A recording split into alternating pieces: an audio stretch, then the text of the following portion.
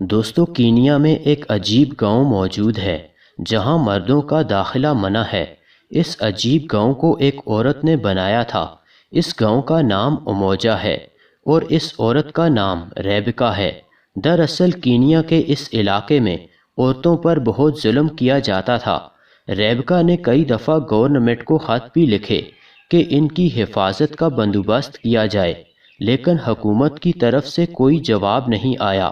تبھی اس نے اور دوسری عورتوں نے مل کر یہاں ایک گاؤں بنا لیا جس میں 18 سال سے اوپر عمر کے مردوں کا داخلہ منع ہے۔ ان سب نے شادیاں بھی کی ہوئی ہیں، لیکن ان کے شوہر اس گاؤں سے باہر رہتے ہیں۔